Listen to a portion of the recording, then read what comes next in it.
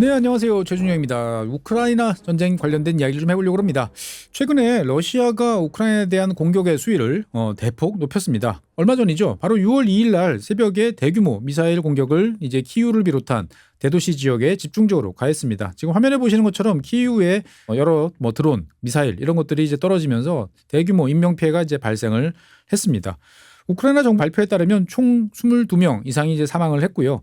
러시아는 이제 드론 656대 그리고 이제 미사일 여러 종류를 합해가지고 73발 이상을 이제 발사를 했고, 우크라이나 군이 상당수를 요격을 했습니다만 33발 드론 그다음에 미사일 이런 것들을 이제 놓치면서 33발이 이제 명중을 해서 이런 피해를 이제 유발을 한 거죠. 사실 이번 이제 러시아의 공격은 이전에 있었던 여러 차례의 키이우에 대한 공격과는 좀 다른 패턴을 좀 가지고 있었습니다. 무슨 말이냐? 러시아가 우크라이나의 키이우를 콕 찍어가지고 우리가 대규모로 공격할 거야라는 이야기를 여러 차례 공개적으로 했습니다. 그러니까 이제 이 러시아로부터 공개적인 경고가 날라오다 보니까 키이우 시민들 같은 경우는 지금 꽤 오랜 기간 한 일주일 가까이를 이런 지하철 이런 방공호에서 이제 대피하면서 여러 가지로 이제 많은 어려움을 이제 겪기도 했었던 거죠. 그리고 이제 실제로 6월 2일 날 대규모 이제 공습이 이루어졌습니다. 그러니까 러시아 같은 경우에는 최근에 우크라이나 지역에 대한 공세를 대도시 위주로 이제 전개를 하고 있고요. 이것을 또 매일 하지는 또 못합니다. 그러니까 일정 수준의 이상의 드론 미사일 이런 것들이 이제 모이고 나면 그 다음에 그것을 한꺼번에 퍼부어서 공격을 하는 이런 패턴이 이제 지속이 되는데, 이번에는 유달리 공격한다라는 경고를 계속 날리면서 상대방의 스트레스 그리고 심리적 타격을 유발하는 그러한 모습을 보였다라는 점에서 상당히 특이한 면이다라고 이제 볼 수가 있겠습니다. 그래서 이번에 공격을 받은 지역들은 여러 지역, 키이우가 사실 대표적인 지역이었습니다만 주로 대도시 지역을 중심으로 해가지고 러시아로부터 타격이 있었다라고 지금 이야기들이 나오고 있습니다.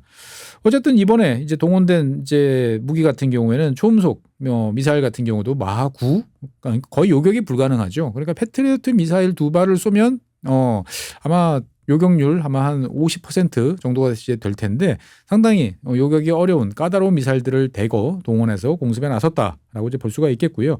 실제로 최근에 이제 이 러시아 같은 경우에는 대도시 지역을 대상으로 한 공격이 점점 이어지고 있습니다. 그래서 지난달인 5월 14일 같은 경우에는 24시간에 걸쳐가지고 한 1,400대 이상의 드론을 동원을 해서 공격을 이어갔습니다. 그러니까 규모로 따지면은 이제 지난달에 공격이 이제 더 컸고, 이번에 6월 2일 날 공격 같은 경우는 규모는 작았으나 이제 극초음속 미사일을 비롯한 여러 가지 이제 미사일들을 같이 섞어서 공격하면서 심리적 그리고 물질적 타격을 꽤 강하게 줬다라고 이제 볼 수가 있겠습니다. 그러니까 러시아 입장에서 봤을 때는 이제 우크라이나가 미국의 지원이 점점 줄어들면서 패트리어트 미사일, 특히 패트리어트 미사일 같은 경우는 이란 전쟁 이후로 전 세계 물량이 지금 다 페르시아만 지역으로 이동을 한 상태죠. 그러니까 이제 우크라이나 입장에서 봤을 때는 이것을 구하기가 상당히 어려워졌고, 러시아 입장에서 봤을 때는 우크라이나의 방공망에 상당히 큰 구멍이 났으니까 이때 집중적인 타격을 하겠다라는 전술을 지금 채택을 하고 있는 거죠. 이렇게 보면 이제 전선에서도 우크라이나는 좀씩 이제 불리하다라는 이야기들을 그동안 들어왔고, 후방의 대도시들도 이런 식으로 타격을 받으면 국민들의 사기가 떨어지니까 야, 이번 전쟁 정말 이제 러시아 쪽으로 급격하게 기우는 거 아닌가라는 생각을 하게 됩니다. 그런데 전체적으로 외신이라든지 우크라이나 현지 그리고 러시아에서 나오는 여러 이야기들을 종합을 해보면 오히려 분위기는 반대입니다. 즉 러시아가 이제 더 이상 공세를 지속하기가 어려운 상황에 직면했고, 반대로 우크라이나는 본격적인 반격을 준비하면서 전선 그리고 후방에 대한 공격을 확대하면서 이 전쟁의 어떤 흐름을 지금 바꿔놓고 있다라는 이야기죠. 이게 어떻게 무슨 이야기냐 한번 이야기를 해보겠습니다. 잘 아시는 것처럼 2022년 이제 전쟁이 2월 달에 시작이 됐죠. 그리고 이제 그해 가을철에 우크라이나가 기습적으로 이제 공격을 가하면서 동부 지역에서 상당한 영토를 이제 회복을 했습니다. 그리고 이제 서방 국가 독일, 미국, 영국 이런 나라들의 여러 가지 중화기 탱크라든지 이런 것들을 지원을 받은 우크라이나가 2023년 이제 여름철에 이제 대규모 공세를 한번 가해봤습니다만 거의 성과를 못 내고 이제 좌절이 됐죠. 그래서 2023년에 대공세가 이제 좌절된 이후에 현재까지 근 한 3년 가까이 러시아가 일방적으로 공격하고 우크라이나가 계속 방어선에 기대서 이것을 어떻게든 막아내는 그러한 패턴들이 반복이 되어 왔습니다. 그나마 우크라이나한테 다행스러운 것은 러시아의 공격이 이제 주기성이 있었다라는 거죠. 잘 아시는 것처럼 이 라스푸티차 같은 이제 진창이 만들어지고, 아니면 여름철에 이제 또 비가 오거나 뭐 이런 일들이 이제 벌어지다 보니까 주로 이제 러시아 같은 경우에는 날씨가 괜찮은 시즌을 골라서 하계, 동계 이런 식으로 몇 달 공격하고 또 몇 달 쉬고 하는 거였죠.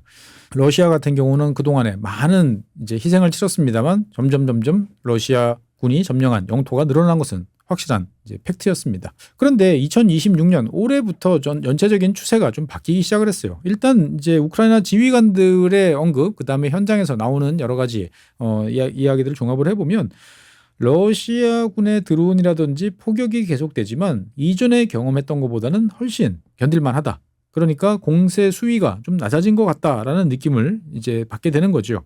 다른 한편으로 보면 뭐 지난번에도 한번 말씀드렸습니다만 이 러시아군이 더 이상 이제 병력을 충원하는데 이제 쉽지 않은 이제 그런 상황이 점점 이어지고 있는 거죠. 사실 그동안에 이제 러시아, 우크라이나 막대한 병력을 쏟아부었습니다. 그런데 우크라이나 같은 경우에는 새로 충원하는 병력보다 손실되는 병력이 2024년, 25년 계속 많았기 때문에 결국 방어선이 점점 뚫리고 무너지고 마을이라든지 도시를 넘겨주는 일들이 반복이 됐습니다. 그래서 이제 국제사회에서는 결국 러시아가 이 페이스로 가면 점점 약해지는 우크라이나 방어선을 결정적으로 무너뜨리는 시점이 2026년쯤에 도래할 것이고 그렇게 되면 이제 걷잡을 수가 없으니까 돈바스 지역 정도 넘겨주고 휴전을 하고 그 다음 스테이지를 도모하는 것이 낫지 않겠냐라고 생각을 해왔는데 지금 2026년 들어서는 오히려 우크라이나가 회복하는 땅이 러시아가 점령하는 땅보다 점점 더 많아지는 그러한 국면이 전환되고 있습니다. 그러니까 이제 쉽게 말해서 러시아가 공세가 약해지고 오히려 우크라이나가 지금 승기를 잡고 최소한도 분위기 반전에 성공했다라는 이야기는 이제 팩트인 것 같습니다. 그러면 어떻게 이런 일이 벌어졌냐? 여러 가지 설명이 가능합니다만 일단 우크라이나 군의 여러 가지 모습들이 많이 바뀌었어요. 무슨 말이냐? 이 전쟁터에서 싸울 때는 보면 우리가 계속 마지막 한 명까지 그 고지를 사수해라. 이 말은 멋있습니다만 이렇게 하면 전쟁할 수 없습니다. 전쟁을 하다 보면 결국은 이제 부대가 몇 번의 전투를 치르면 여러 가지 손실을 입게 되죠. 손실을 입게 되면 로테이션을 해줘야 됩니다. 그러니까 후방으로 빼서 병력도 보충하고 장비도 보충해주고 그리고 이제 뒤에서 후방에서 훈련이라든지 편성된 부대가 앞에 가서 다시 이제 역할을 해야 되는 이 로테이션 부대 교대가 제대로 진행이 돼야 되는데 지난 한 2, 3년 사이에 특히 지난 한 2년 사이에 우크라이나군 같은 경우는 이 병력 교대가 거의 이루어지지 못했습니다. 그러니까 이제 상당히 이제 피로도가 이제 누적된 이제 그러한 상황인 거죠. 우크라이나군이 자기들이 이제 해봤으니까 아는 거예요. 그동안 통계를 뽑아보니까 전투 지역 최전선에서 40일 그러니까 한 달 조금 넘게 계속적으로 주둔을 하게 되면 전투 효율이 급격히 떨어진다라는 것을 이제 본인들도 알게 됐습니다. 그러니까 한 달 정도의 전투, 극심한 스트레스죠. 이것을 견디면 사람들이 판단 능력, 움직임, 동작, 피로도 다 이것이 문제가 이제 커진다라는 거죠. 그러니까 전투에 처음 투입됐을 경우에는 쌩쌩하고 판단이 되니까 엉뚱한 행동도 안 하고 적기에 적절한 배운 대로 행동을 하게 되는데 이것이 40일이 지나게 되면 행동도 느려지고 판단도 못하고 그러니까 인명피해가 늘어나는 일들이 점점 발생을 하게 되는 거죠. 그러면 이제 바꿔줘야 되는데 문제는 이제 그동안에 러시아군이 교대하는 타이밍을 노려가지고 집중적인 포격 또는 드론 이런 공격을 가하다 보니까 우크라이나군이 이것을 병력을 뒤로 빼고 그다음에 후방의 병력을 앞으로 집어넣고 하는 것이 매우 어려운 상황들이 이어졌던 거죠. 그러다 보니까 이제 우크라이나군 같은 경우는 지금 화면에 보시는 것처럼 정말 중년의 병력들이 계속 죽을 때까지 그냥 최전선에서 투입되는 일들이 이제 벌어졌고요. 심지어 이제 뭐 165일 또는 200일 가까이 이제 최전선에서 투입되는 이제 그러한 상황들이 이어졌습니다. 이렇게 되면 어떤 일이 벌어지느냐? 결국 내 주변에 있던 나의 동료들이 다 죽어요. 그러면 살아남은 사람도 나도 죽을 거야 라는 생각을 할 수밖에 없습니다. 희망이 없어지는 거죠. 그러면 결국 이렇게 되느니 차라리 도망가자, 탈영하자 라는 생각을 하게 되는 겁니다. 그래서 이제 2025년 후반서부터 우크라이나군 전선에서 탈영, 이탈하는 병력들이 어마어마하게 늘어났다라는 이제 뉴스들이 많아졌고 이것을 막기 위해서 뭐 직결 처분을 비롯한 여러 가지 이제 강경 수단이 동원된다라는 이야기도 꽤 많이 있었습니다. 그러니까 이제 2025년 하반기까지만 봐도 우크라이나군이 이제 붕괴 직전까지 이제 다 됐다라고 이제 볼 수가 있는 거죠. 더더군다나 이제 문제를 더 어렵게 했던 것은 후방에서 징집되는 병력들의 여러 가지 훈련들이 이제 부족한 이제 그러한 상황이다 보니까 실제로 투입하면 바로 죽어버리고 그러니까 더욱더 병력 손실은 큰 문제들이 됐던 거죠. 어쨌든 이제 이런 문제에 대해서 이제 최근 들어서는 2026년 들어서는 여러 가지 상황이 많이 개선이 됐습니다. 상황이 개선된 여러 가지 요인들을 짚어보면 첫 번째로는 이제 이 우크라이나군 같은 경우에는 여단 중심 체제였어요. 우리가 이제 러시아가 우크라이나를 침공한 이후부터 전술적으로 여러 가지 이제 트렌드들이 많이 바뀌었는데 그 전까지는 큰 부대 필요 없어. 대한민국 같은 경우는 여전히 이제 사단 중심 체제였죠. 사단이 너무 커. 그래서 미국 같은 경우도 여단 중심 체제로 갔고 러시아 같은 경우는 여단도 크니까 이것을 쪼개서 대대 전투단 중심의 체제로 갔던 거죠. 우크라이나 같은 경우는 이제 여단 중심 체제였어요. 그런데 이제 우크라이나 같은 경우에는 이 좋아서 여단 중심 체제를 택한 게 아니고 이 각각의 여단이 옛날 18세기, 19세기 영국의 연대처럼 자기들끼리 알아서 병력 모집하고 자기들끼리 알아서 군 자금 조달하고 자기들끼리 특정 지역을 커버하거나 후퇴하고 하는 이제 그러한 것이었던 거죠. 그러니까 어떻든 위기를 극복하는 데서는 일정 부분 문제가 없도록 그래도 할 수 있었습니다만 전쟁이 길어지면서 이 여단 체제의 한계가 본격적으로 드러나기 시작을 합니다. 그러니까 각각의 개별적 여단이 수평적으로 쭉 존재를 하니까 상대방이 러시아군이 이 애매한 경계를 뚫고 들어왔을 경우에 여기에 대해서 제대로 대응을 못하는 경우 그다음에 하나의 여단이 공격을 받아서 큰 피해를 보면 그러면 옆에서 누군가 예비 병력을 투입해야 되는데 누가 이걸 지시를 하지? 그럼 지시를 하면 따르나? 라는 이제 여러 가지 문제들이 이제 발생을 하게 됐습니다. 그래서 이제 우크라이나 군 내부적으로 그리고 이제 나토를 비롯한 여러 나라에서 이 병력을 모아서 위에서 상급 제대를 만들어야 된다라는 이야기들을 많이 했던 거죠. 하지만 정치적으로 그러면 여단은 내가 알아서 구성하고 그다음에 이 여단, 저 여단에 알아서 편성이 됐던 병력들을 다시 섞어가지고 가야 되는데 기득권을 가지고 있던 이 세력들이 잘 내놓지 않았던 거죠. 하지만 이제 전쟁이 길어지다 보니까 결국은 더 효율적인 측면으로 변하게 됩니다. 그래서 최근에 이제 우크라이나군 같은 경우에는 군단 체제로 이제 군을 재편하는데 성공을 했어요. 그래서 군단 체제로 재편을 하다 보니까 첫 번째 가장 효과적으로 이루어지는 것이 훈련입니다. 그러니까 그전까지는 개별 여단에서 알아서 훈련을 하고 마구잡이로 투입을 하던 것이 후방에서 군단에서 대규모로 이제 괜찮은 장비, 괜찮은 교관, 그리고 현장에서 여러 가지 경험을 토대로 해가지고 교육기관도 좀 늘리고 하다 보니까 어쨌든 병력의 수준이 좀 높아졌다라는 이야기들이 나오고 있고요. 그리고 무엇보다도 당연한 이야기지만 여단을 상급에서 제어를 할 수 있다 보니까 그냥 이유 없는 후퇴, 그다음에 충분한 예비 병력 확보 이런 것들이 이제 가능하게 됐다라고 말씀드릴 수 있겠습니다. 그리고 이제 각 여단이 보유하고 있던 개별적으로 보유하고 있던 이제 공용 화기, 그다음에 드론, 뭐 포병 이런 것들을 이제 모아가지고 일정 부분 모아가지고 이제 군단 포병이라든지 아니면 군단 드론 부대 이런 것들을 이제 만들다 보니까 효율성이 훨씬 높아지는 이제 그러한 면들로 점점 나타나게 됩니다. 그래서 이제 잘 훈련된 그러니까 그 전까지는 뭐 한 달 정도 훈련을 받고 이제 투입이 되면 잘 받았다라고 하는데 최근에는 이제 8주 이상으로 이제 훈련 기간이 늘어났다고 그래요. 그러다 보니까 러시아군보다 일단은 당연히 같은 상황에서 전사하는 인명 피해율도 줄고요. 고무적인 면은 우크라이나군은 그동안에 이제 방어선에 요새선에 기대서 방어를 많이 해왔어요. 그러면 당연히 이제 공자가 공격이 방어보다 희생이 많을 수밖에 없는데 최근에 우크라이나군이 일부 전선에서 이제 공세로 전환을 했는데 이 훈련의 효과인지는 모르겠습니다만 공세에도 불구하고 러시아군보다 오히려 인명 피해가 적다라는 이야기들이 지금 나오고 있습니다. 다른 한편으로 보면 이제 이 드론을 중심으로 한 여러 가지 킬존의 확대가 우크라이나군의 또 숨통을 또 터주고 있는 거죠. 그러니까 이제 그 전까지는 러시아군이 분명히 저 후방에 지금 대규모 예비대를 집결시켜 놓고 조만간에 공세를 할 거야 라고 보여지는데 전선 넘어 한 50km 지금 최전선에서부터 50km 정도 후방에 있는 러시아군을 공격할 수단이 마땅치 않았던 거죠.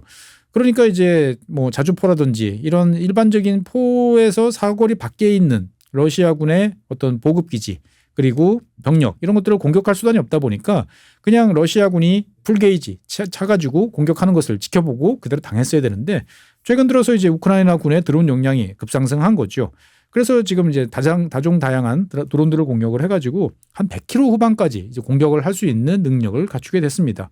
그러니까 러시아군 입장에서 봤을 때는 이제 모이면 무조건 당하는 거죠. 그래서 이 러시아군이 공세를 펼치면 앞서 보여드렸던 이러한 이제 킬존 맞닥뜨리게 되면서 소수의 돌파구로 집결할 수밖에 없고 그러면 기다리고 있던 우크라이나군의 드론 또는 포 이런 것들이 공격을 하면서 이제 방어력을 이제 향상을 시켰고요. 공격에서도 이제 러시아군의 이런 후방에 공군기지 이런 것들을 장거리 드론을 통해서 공격하는 것이 일상화되다 보니까 러시아군의 타격이 점점 힘들어지고 있다라고 이제 볼 수가 있겠습니다. 그래서 이제 이 2월 달부터 또 우크라이나군 같은 경우는 공식적으로 군 전술이 아니고 전략적 차원의 목표를 바꿨어요. 그러면 이제 세 가지 목표로 설정을 했는데 그것이 뭐냐? 첫 번째, 일단은 방공 능력을 더욱더 강화시킨다. 그래서 러시아가 공격하고 있는 대도시의 에너지 같은 사회 기반 시설을 방어할 수 있도록 폭력을 기울인다. 두 번째, 땅을 내주더라도 더 많은 러시아군의 목숨을 뺏는다. 전사자를 더 많이 내는 것이 최대한 목표. 그다음에 세 번째, 러시아의 전쟁 수행 능력의 핵심인 석유와 관련돼 있는 정제시설, 수출항 이런 지역을 공격하는 목표로 전환을 한 거죠.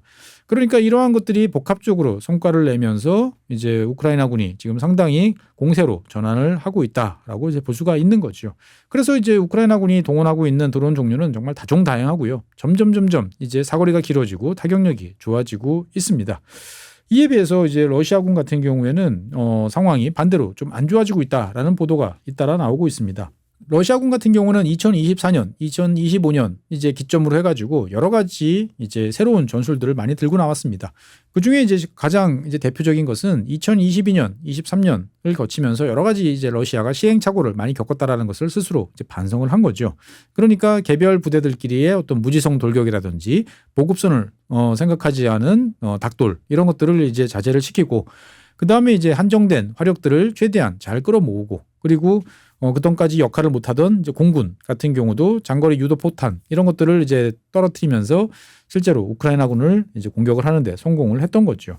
그러니까 화력은 통합하고 그 다음에 후방에서 대규모 병력을 이제 많은 보너스를 통해서 징집을 하면서 병력으로 이제 밀어붙이고 하는 이런 것들이 지난 2024년, 25년, 2년 동안 이제 효과적으로 작동을 했던 거죠.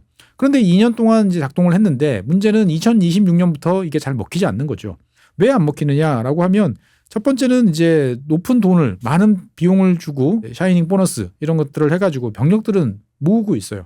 그런데 문제는 이런 식으로 모으는 병력들은 단순하게 이제 알보병으로서의 역할만 할 수 있지 그 이상의 역할을 맡기기가 상당히 어렵다라는 거죠. 그러니까 당장 총 주고 돌격 앞으로 그다음에 수단껏 방어선을 뚫어 뭐 이런 정도 그러니까 오늘 내보내면 내일 한 70%가 사망 이런 용도로는 투입할 수 있습니다만 진짜 중요성이 높아지고 있는 뭐 드론을 운용할 능력을 갖추도록 훈련을 시킨다든지 아니면 이제 뭐 포병과 관련돼 있는 여러 가지 체계적인 훈련을 시킬 여력이 점점 없어지는 거죠. 그래서 이제 전선에서 손실이 늘어나다 보니까 우크라이나군과 달리 러시아군 같은 경우에는 현재 신병 훈련 기간이 점점 짧아지고 있어요. 그래서 과거에 4주였으면 지금은 2주, 심지어 이제 일각에서는 뭐 이틀 훈련받고 투입됐어요라는 이야기도 점점 나오고 있습니다. 그러다 보니까 당연히 전선에서 이제 사망하는 비율이 높아지는 거죠.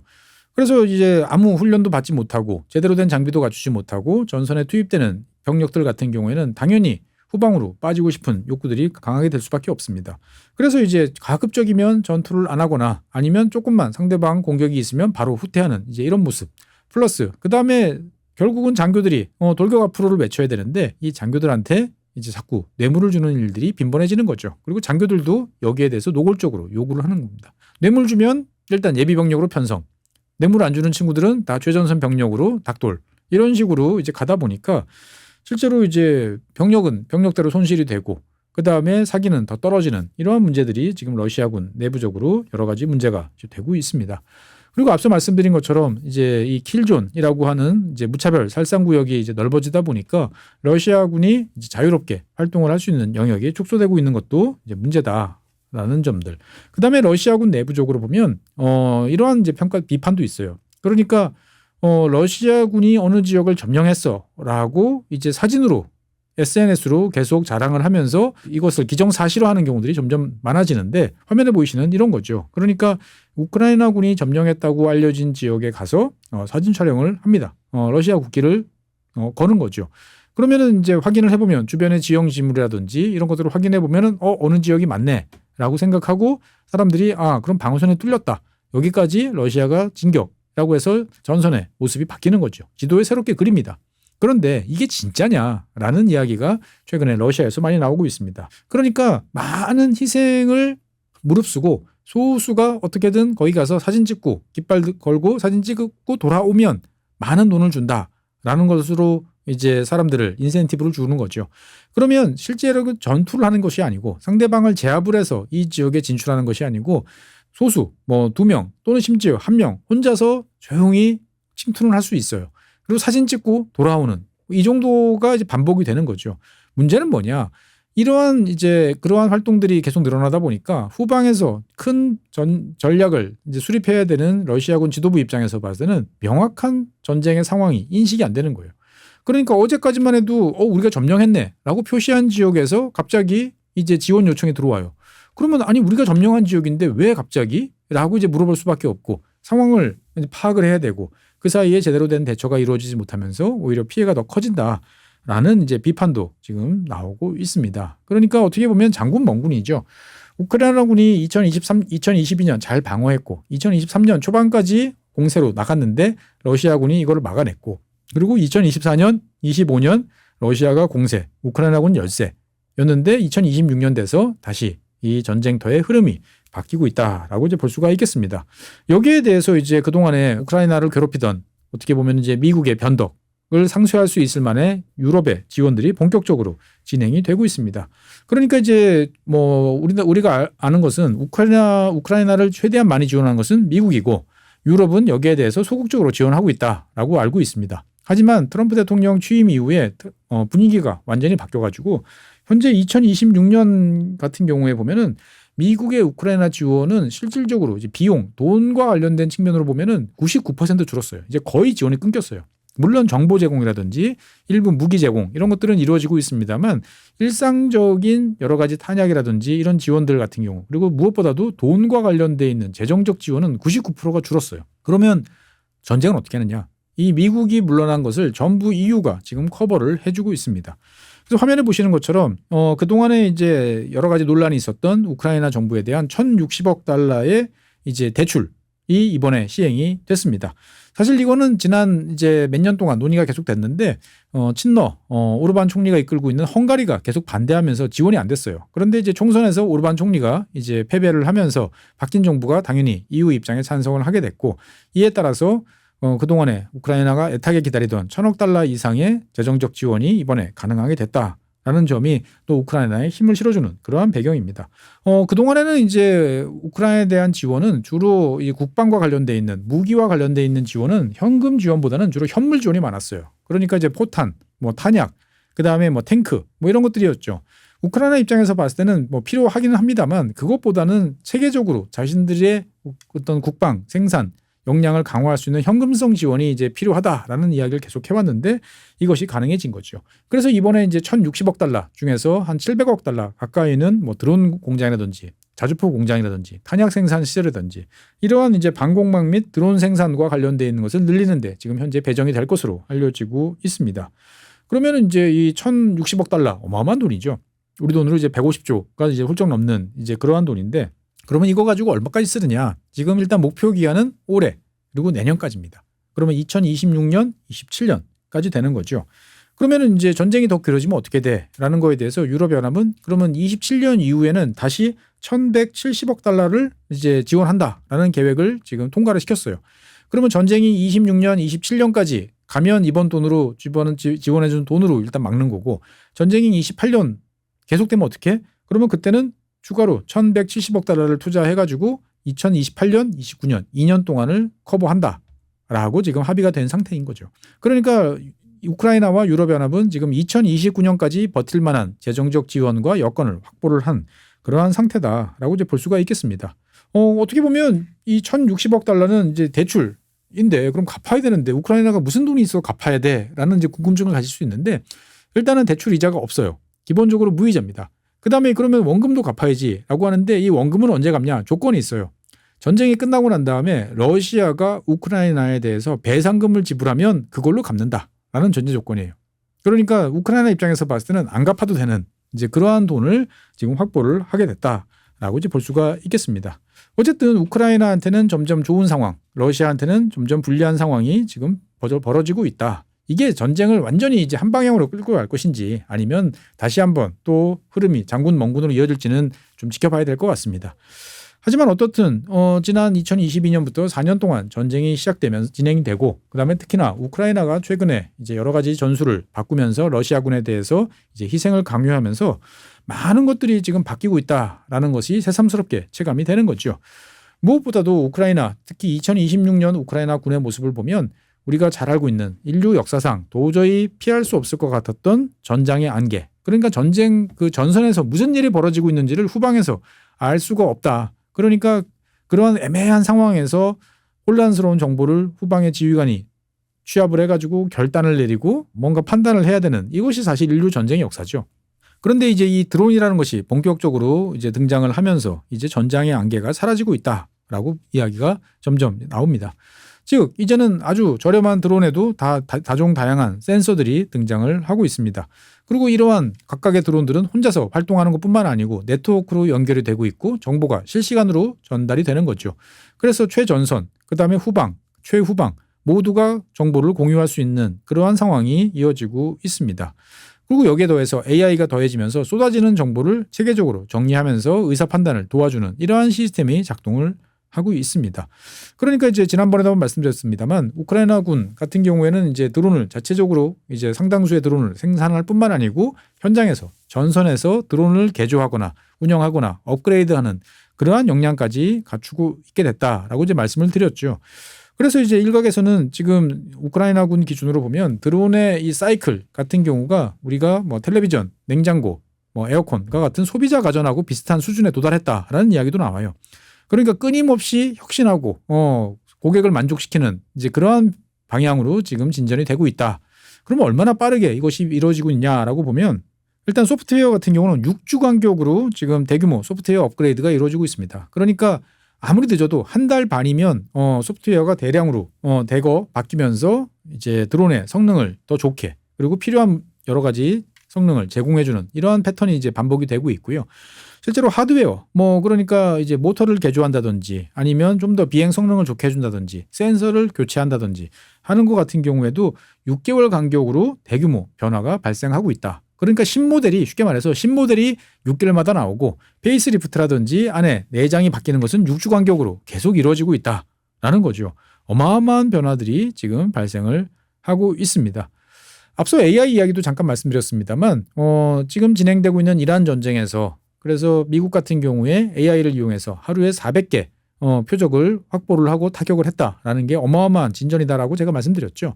그런데 이 우크라이나 같은 경우에는 최근에 이제 미국의 어떤 여러 사례들 이런 것들을 토대로 자체적으로는 여러 가지 시스템을 개선을 하고 있는데 긍정 회로를 좀 돌려보면 하루에 5,000개 타격, 표적 획득 및 타격이 가능하다라는 이야기가 나오고 있어요. 그러니까 어떻게 보면 이제 전장의 안개는 거쳤고 이제 상대방을 누가 더 많이 타격할 수 있느냐라는 상황으로 점점 변하고 있는데 여기에 대해서 이제 드론이 급격하게 진화되고 업그레이드되고 이것이 패턴화되면서 전선의 어떤 안개도 거치고 타격 능력이 좋아지는 쪽으로 전장의 양상이 바뀌고 있다라고 볼 수가 있겠습니다. 그리고 이제 앞서 말씀드린 것처럼 이제 드론 용량의 확대로 이제 과거에는 이제 킬존이라고 하는 것이 폭 한 5km 정도였어요. 그러니까 폭 5km 정도니까 좋게 보면 상대방이 충분한 화력만 있으면 이것을 넘어서 이제 공격을 하기가 이제 쉬웠죠. 그런데 지금은 이 폭이 30km, 50km 점점 넓어지고 있어요.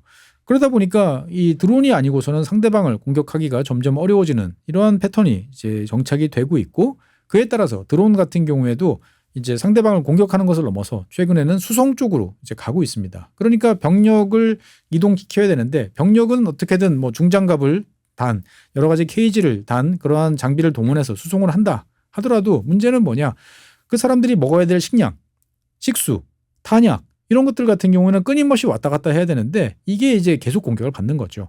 그러다 보니까 최근에 우크라이나군 같은 경우에는 이러한 이제 수송과 관련돼 있는 여러 가지 상황들도 이제 드론으로 진행하는 경우들이 많습니다. 여기서 말하는 드론은 이제 공중을 날아다니는 드론 말고 이제 무인 차량입니다. 자율주행까지는 아니고요. 사람이 보면서 원격으로 조종하는 이러한 쪽으로 이제 가고 있고 필요한 경우에는 여기에 이제 부상자 수송, 그러니까 장갑 앰뷸런스 같은 경우에도 이제 무인으로 운항하는 이제 그러한 비중이 점점 높아지고 있다라고 지금 이야기들이 나오고 있어요. 그러니까 이제 이 전쟁의 양상이 이제 점점 이제 바뀌는 거죠. 결국 이러한 시대가 되면 우리가 과거에 겪어봤던 것처럼 그 다시 참호전 그리고 방어가 훨씬 유리한 이제 그러한 상황으로 변하는 것이 아니냐라는 이야기들이 나오고 있습니다.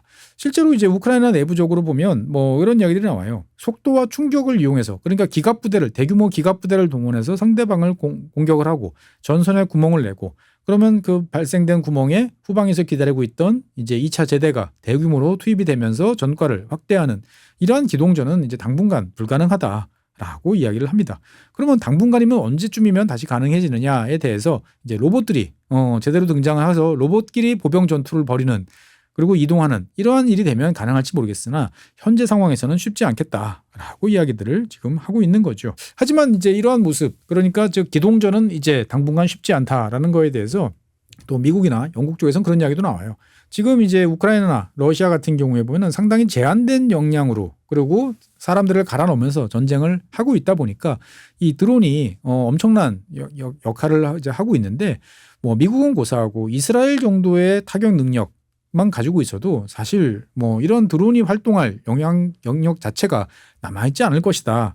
라는 이야기들을 지금 또 하고 있기는 합니다만 어쨌든 뭐 누구 말이 맞는지 모르겠습니다만 저는 개인적으로 점점 우크라이나 군이 이끌고 있는 전장의 혁신이 이제 앞으로 전장도 많이 바뀔 것이다라고 이야기를 합니다.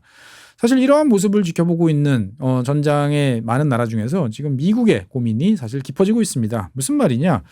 미국 같은 경우는 잘 아시는 것처럼 무조건 제공권의 나라죠. 그래서 뭐 2차 세계대전 때부터 미국이 공격을 받으면 무조건 공군을 부른다라는 것은 뭐 잘 알려진 밈이죠. 그래서 미국 같은 경우에는 하늘을 지배하면 무조건 전쟁에서 전장을 지배한다라고 이야기를 해왔습니다. 이것은 진짜 미국 공군이 등장한 이전부터 미국 육군 항공대가 있던 그 시절 때부터 지금까지 면면이 내려오던 이제 그러한 이제 미국의 가장 큰 강점이었죠. 그런데 문제는 점점 이제 드론들이 많아지고 있습니다. 그리고 드론들의 역량이 좋아지는 거죠. 그러니까 단순히 RPG 탄두를 매달고 보병을 하나씩 공격하는 걸 넘어서서 이제는 그 상대방 드론을 요격하고 심지어 공격 헬기를 요격하는 지금 화면에 보시는 이러한 이제 이렇게 생긴 드론 같은 경우는 요격 드론이죠. 상대방 드론 또는 상대방 헬기 이런 것들을 이제 공격하는 이제 그러한 드론이다 보니까 미 공군 입장에서 봤을 때는 저고도 작전이 점점 더 힘들어지고 있다라는 것을 지금 많이 인식을 하고 있습니다. 그러니까 이제 미국 입장에서 봤을 때는 4,000m 이하, 그러니까 피트로 따지면 12,000피트 이하로 내려가는 이 지역에서는 여러 가지로 부담이 이제 증가하고 있는 거죠. 이미 이제 일반화된 맨패드부터 시작을 해가지고 여러 가지 다종다양한 무기들이 많다 보니까 미국이 가지고 있는 고성능의 하지만 머릿수가 적은 이러한 고속의 전투기들을 저고도로 내려보내서 이 제공권을 장악하는 것이 쉽지 않은 이제 이런 면들이 점점 나타나고 있는 거죠. 그러니까 이제 어떻게 보면 4,000m 이상 고고도는 중고도 고고도는 여전히 미국이 제공권을 확실히 장악하기 쉬워요. 하지만 이제 그 밑으로 내려가면 안전을 담보할 수 없다라고 이야기를 하는 거죠. 그러니까 이런 면은 어떻게 보면 이제 대양 해군 그리고 연안 해군이라고 부르는 이러한 것들이 이제 해군에서 공군으로 점점 바뀌고 있는 것이 아닌가라는 이야기도 나오고 있습니다. 그러니까 미국이 자랑하는 대규모 항공모함 뭐 이런 부대 같은 경우는 이제 블루 네이비죠. 그러니까 저 푸른 거대한 대양 한복판에서 싸우는 그러한 부대입니다. 여기에는 걸기적거릴 게 없어요. 그러니까 상대방이 뭐 하고 있는지도 쉽게 알 수 있고 숨을 곳도 없어요. 오로지 힘 대 힘으로 서로가 타격을 하는 거죠. 그런데 리토럴 연안 지역으로 오면 달라집니다. 수많은 섬들이 있고요. 수심도 얕아지고 수심이 얕아지면 상대방이 기습적으로 공격하기도 좋습니다. 기뢰, 어뢰, 뭐 다종다양한 물건, 심지어 뭐 미사일 그리고 뭐 자주포와 같은 대양 해군이라고 그러면 고려하지 않아야 될 수많은 물건들이 이제 겨냥을 하는 거죠. 그래서 연안 해군과 대양 해군 하면 대양 해군이면 옛날에 슈퍼파워였는데 지금은 대양 해군이라 하더라도 연안에 밀어넣기가 점점 어려워지는 것처럼 미국 공군도 이제는 저고도로 내려오기가 점점 어려워지는 것처럼 전쟁의 양상이 바뀌고 있다라고 이야기를 하고 있습니다. 결국 그래서 우크라이나 내부에서 나오는 이야기를 보면 그러면 계속 옛날식으로 그냥 끝없이 무의미한 이러한 참호선 1차 세계대전 때의 참호선이 반복이 되는 거냐라는 거에 대해서는 또 그렇지 않다라는 이야기들이 나오고 있어요. 그러니까 무슨 말이냐. 전쟁을 해보니까 드론이라는 것도 어딘가에서는 사람들이 이 조종을 해야 됩니다. 그러면 이 조종을 하려고 그러면 이것을 분산돼서 저기 누구 한 명 이러면 효과적으로 안 되는 거죠. 어딘가에는 몰려 있어야 돼요. 그래서 드론을 운용하고 정보를 취합하는 허브 거점들은 분명히 존재를 하는 거죠. 그래서 이 지역을 찾아내서 어딘지를 확인을 하고 그다음에 이 지역을 공격하기 위한 여러 가지 전술을 같이 구사를 하면 구멍을 낼 수 있다라는 이야기들이 나오고 있습니다. 그러니까 드론 거점을 일단 확보를 하면 상대방을 분산시키기 위해서 양동작전을 전개를 하고 그다음에 이 상대방 드론 운영에 대해서 집중적인 방해, 그러니까 뭐 연막탄을 살포한다든지 아니면 대규모 전자전을 시행한다든지 해서 순간적으로 상대방의 드론 운영 능력을 저하시키면서 여기에 대해서 포병과 그다음에 기갑을 적절히 섞어서 진격을 시키면 기대했던 효과를 낼 수도 있다라고 이야기를 하는 거죠. 문제는 여기에서 가장 걸림돌이 뭐냐? 지뢰입니다. 지뢰. 그러니까 러시아군도 이런 것을 알고 있기 때문에 주요한 거점 주변 지역, 그다음에 상대방이 기동으로 뭔가 움직일 수 있을 만한 지역에는 철조망과 그리고 용치, 그리고 무엇보다 대규모 지뢰를 이제 살포해 놓은 이제 이런 상태이기 때문에 이걸 과연 어떤 식으로 할 것인가가 사실 우크라이나 내부적으로도 고민이 되는 것 같습니다.